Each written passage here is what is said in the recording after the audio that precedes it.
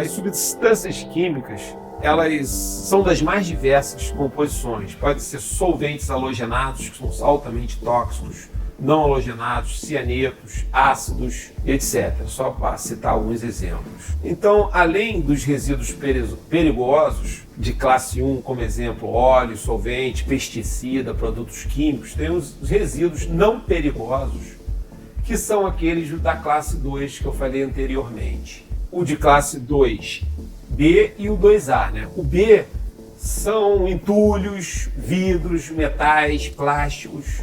Eles não são perigosos, mas são resíduos e precisam ter uma destinação correta.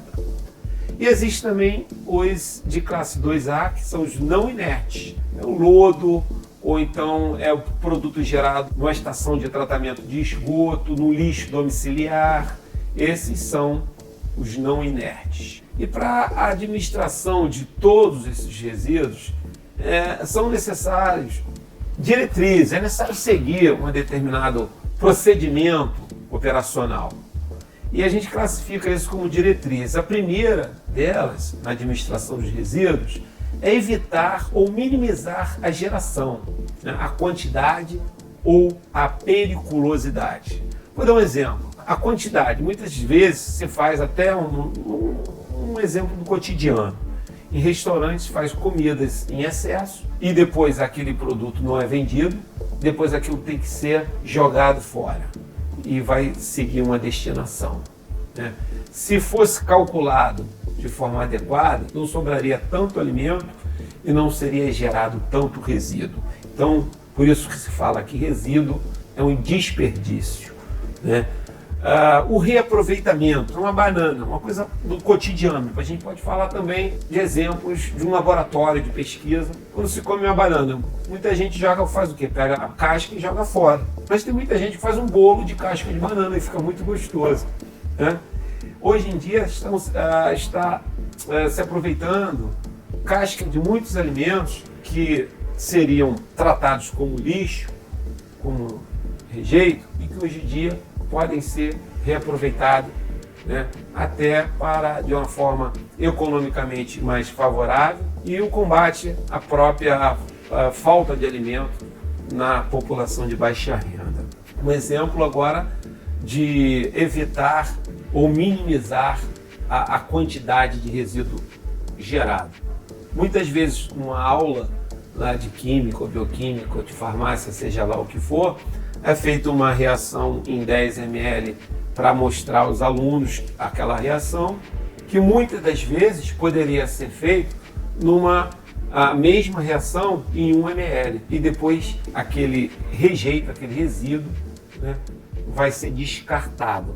E com isso a gente está aumentando a quantidade de resíduo gerado, o que poderia ser evitado se fosse programado a utilização de uma quantidade adequada.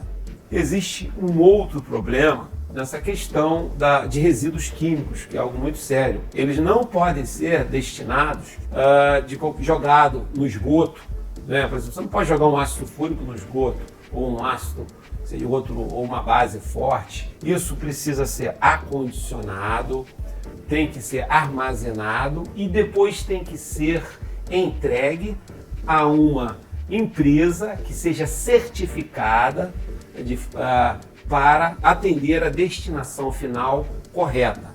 Porque se nós entregarmos um resíduo químico ou substâncias químicas que não são mais utilizadas para uma empresa qualquer, aquela substância química for jogada no lixão e causar algum problema, a fiscalização pode chegar e se identificar o produtor daquele resíduo, aquele produtor será processado conforme as leis. O gerador do resíduo, ele é responsável por este resíduo no Brasil até a sua destinação final adequada. Então, ele será corresponsável por o crime ambiental ocorrido, mesmo que você não seja o responsável pelo transporte daquela substância química. Então, tratar, e a outra maneira, outra diretriz para a administração do resíduo é tratar o resíduo de forma correta, né? Você pode incinerar, queimá-lo, né?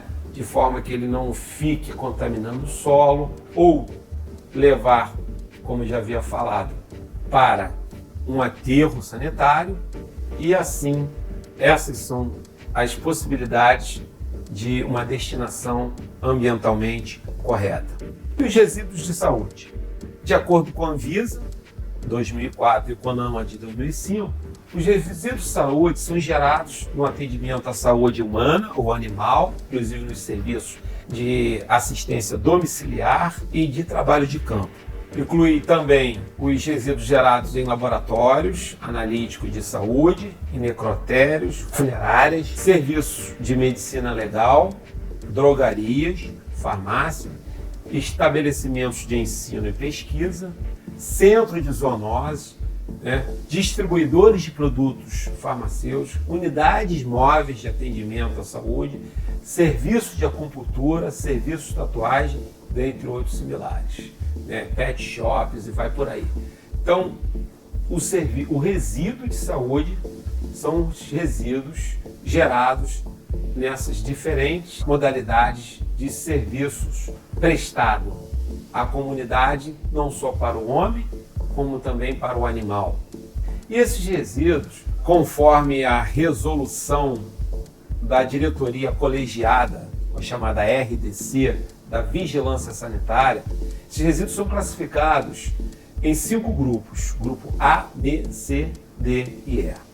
O grupo A, ele é classificado como possível presença de agentes biológicos que podem apresentar risco de infecção. E ele é subdividido em A1, A2, A3, A4, A5. Depois eu vou falar dessas subdivisões. O grupo B, ele também é um resíduo de serviço de saúde, e o que caracteriza o grupo B é que eles são substâncias químicas que podem apresentar riscos à saúde pública e ao meio ambiente. O grupo C são materiais resultantes das atividades humanas que contenham material radioativo, são os radionuclídeos. E o grupo D não apresentam riscos biológicos, químicos ou radioativos à saúde e ao meio ambiente. E o grupo E são os materiais pérfuros cortantes ou escarificantes, como agulhas, lâminas. Então, por que é importante conhecer a classificação dos resíduos de saúde? Porque conforme o risco de infecção, o risco à saúde, ao meio ambiente, é necessário ter um procedimento correto para a manipulação, para o armazenamento, para o transporte. E é isso que a gente vai mostrar para vocês agora. Por exemplo, os resíduos que são classificados de A1 até A4, que são aqueles que causam risco de infecção, eles devem ser primeiro separados e identificados, né, com o nome do responsável que gerou esse resíduo, né, o tipo de resíduo que escreveu, o que é, a identificação desse resíduo. Depois eles são separados, né, e são acondicionados num coletor lá no próprio laboratório. Passada essa etapa, é necessário que eles sejam autoclavados, né? Eles têm que ser submetidos a uma alta temperatura, de forma que qualquer forma de vida ou de agente infeccioso que esteja presente nesses resíduos seja eliminado. Depois desse processo de autoclavação, eles têm que ser colocados num saco branco leitoso, né, com a identificação substância infectante ou material biológico, de forma que qualquer um que veja aquele saco sabe que ali tem um resíduo infectante e que tem que ter um cuidado adequado. Depois que ele foi então autoclavado, esterilizado, ele é armazenado nestes sacos que identificam, mais uma vez, o tipo de resíduo, o responsável pelo aquele resíduo, poderão ser levados para um coletor externo, para ficar ali num curto tempo, e logo em seguida é necessário que ele seja recolhido por uma empresa certificada né, que possa então recolher esse resíduo hospitalar, ou de laboratório, ou de biotérios, dependendo da natureza do serviço de saúde, ou de pet shop, ou de hospital veterinário, né? Então tem que ser acondicionado de forma correta, processado, autoclavado e depois entregue uma empresa responsável para a destinação correta. Então, um exemplo aqui de acondicionamento. Tem aqui este saco branco, identificando então que é uma substância infectante, e ele está cheio, só que ele está muito cheio. Então até isso é necessário saber, porque se botar um peso muito grande, ele pode estourar, extravasar e não vai adiantar nada o serviço que foi feito, o cuidado que foi feito anteriormente. Se colocar muito pouco, você está perdendo recurso financeiro, você está colocando uma quantidade muito pequena num saco que tem uma capacidade muito maior. Então o ideal é colocar a quantidade de resíduos quase que um pouco mais da metade, para ter uma maior segurança durante o transporte desse resíduo. Já o grupo D são os resíduos que não apresentam risco biológico, químico ou radiológico à saúde ou ao meio ambiente.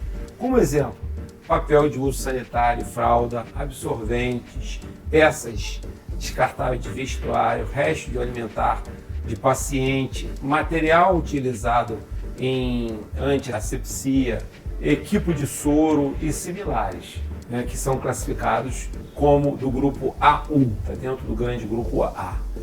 As sobras de alimentos que são separados, restos de alimentos de refeitórios, resíduos provenientes das áreas administrativas. Por mais que esses resíduos aparentemente sejam inofensivos ou não tenham risco, eles foram gerados dentro de uma unidade de saúde. E uma unidade de saúde pode ter uma contaminação que muitas vezes não são visíveis a olho nu. Portanto, é necessário um cuidado especial para todo tipo de resíduo que é produzido nessas unidades de saúde, nos laboratórios de pesquisas e nos serviços de saúde como um todo. Então, até resíduos de varrição, de flores, de pós, jardim, gesso proveniente da assistência de saúde, tudo isso é classificado como grupo D. Então, os resíduos de saúde classificados dentro do grupo E é o material pérfuro cortante e o escarificante. Esses resíduos são responsáveis por uma grande quantidade de acidentes nos hospitais, nas clínicas, nos consultórios, uma vez que são pérfuro cortantes, principalmente agulhas de seringas, lâminas que também causam corte por um descuido ou um erro de operacional. E eles devem ser guardados, primeiramente, em coletores rígidos, umas caixas, normalmente caixa de papelão, que muita gente conhece como Descarpac, só que isso é uma marca, e que no interior dessas caixas é necessário jogar então o vidro quebrado, as agulhas e as lâminas. Isso é obrigatório dentro de um laboratório de pesquisa, ter esse local para a destinação, o armazenamento correto dos pérfuro-cortantes. Em casa, muitas vezes também utilizamos seringas para aplicação de uma insulina ou então outros medicamentos. É utilizado também às vezes uma lâmina. Isso não pode ser jogado, ou vidro que se quebra, dentro do lixo comum, porque você pode causar acidente. O faxineiro do seu prédio, que ele não vendo, ele pode colocar a mão e sem a luva, sem o EPI adequado e causar um corte, né? Então é importante que mesmo não tendo a caixa adequada, você pode utilizar um vidro de azeitona e jogar lá dentro, por exemplo, aqueles compridos, a seringa e fechar. Você pode pegar uma lata, né, seja de leite ninho ou qualquer outra marca, né? O mais importante é que esse recipiente seja rígido, onde você possa jogar o vidro lá dentro, ou então a lâmina, ou então a seringa e fechar para que ele possa ser transportado até a sua destinação final sem provocar acidentes. Só que materiais pérfuro-cortantes de laboratório, muitas vezes eles podem estar infectados, porque ele foi utilizado num animal, no experimento, ele pode ter sido utilizado num paciente que sangrou, ele pode estar então sujo de sangue. E com isso, além de ele ter um perigo de ser um pérfuro cortante, ele também pode estar levando uma infecção, né, hospitalar, seja lá o que for, um micro-organismo na sua estrutura. Então ele precisa ser também acondicionado, autoclavado, ou seja, esterilizado por temperatura e depois ser colocado da mesma forma num saco onde tem a identificação de um resíduo infectante. Posteriormente, esse saco então vai ser novamente identificado com o material que está lá dentro, com o responsável pelo gerador do resíduo. Ele então pode ser passado para uma empresa que da mesma forma seja certificada e credenciada para o transporte e a destinação final de resíduos de saúde. Como havia falado, o grupo A ele é subdividido no grupo A1, o grupo A2, A3, A4 e A5. Resumidamente, eu vou diferenciar esses subgrupos do grupo A. Então, o grupo A1 são culturas e estoques de micro-organismos, resíduos de fabricação de produtos biológicos, né, exceto os hemoderivados.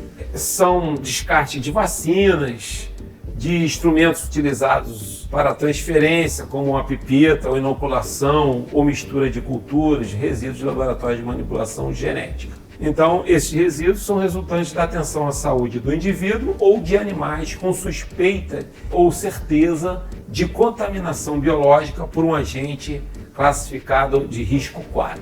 Também está dentro desse grupo A1 as bolsas de sangue, né, transfusionais, contendo sangue e hemocomponentes rejeitados ou por contaminação por má conservação, sobra de amostras de laboratórios contendo sangue ou líquidos corpóreos, recipiente com material resultante de processo de assistência à saúde. Estou falando do grupo 1. O subgrupo A2 envolve carcaça de animais, peças anatômicas, vísceras e outros resíduos provenientes de animais submetidos ao processo de experimentação com inoculação de micro-organismos e os cadáveres de animais suspeitados. Né? Forração, a gente está falando lá de maravalha, que é aquelas pedaços de madeira, então raspas de tábua que são jogados dentro das gaiolas, onde ficam roedores como camundongos para experimentação. Então, isso seria o grupo A2. O grupo A3 são peças anatômicas de ser humano, produto de fecundação sem sinais vitais, né, com peso menor do que 500 gramas ou estatura menor que 25 centímetros ou idade gestacional menor que 20 semanas. Ou seja, se uma pessoa teve uma perna amputada e tem um tamanho maior do que 25 centímetros ou pesa mais de 500 gramas, eles são classificados dentro do grupo A3 e tem que ter toda uma destinação adequada. Dependendo, tem até que fazer atestado de óbito para peças anatômicas fruto de amputação com tamanhos maiores do que 25 centímetros. Ou então, no caso de aborto ou de embrião que tenha mais de 20 semanas. Dentro do grupo A4, subgrupo A4, tem sobras de amostras de laboratórios, como urina, fezes, né, secreções provenientes de pacientes que contenha agentes de classe de risco 4, né, esse estaria o grupo 4. E o grupo 5 é o mais perigoso de todos, que é aqueles que são suspeitados ou estão com suspeita ou certeza de contaminação com os prions ou prions, o que aconteceu já há algum tempo atrás, aquela epidemia da vaca louca. Esse seria o grupo A5. Existe no Brasil as chamadas NBRs, normas brasileiras, que são estabelecidas pela ABNT para identificação. Existe toda uma simbologia, terminologia, maneira de transportar, maneira de acondicionar. Tudo isso está padronizado dentro das NBRs, desde das 7.500 até a 13.365. Então, quem tiver alguma dúvida quanto ao procedimento correto, a embalagem correta, a etiquetagem, tudo isso está estabelecido dentro dessas normas técnicas da ABNT.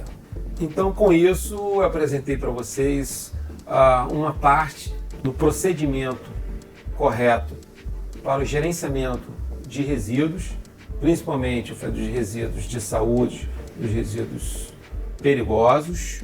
Abordamos também um pouco dos conceitos da importância dos EPIs, dos equipamentos de proteção individual, para o manuseio desses resíduos, e também mostramos algumas normas e leis que regem a questão da biossegurança no Brasil. Então, gostaria de agradecer aí a paciência de vocês de assistir a minha aula. Espero que vocês tenham gostado, e qualquer dúvida, entre em contato conosco através do e-mail.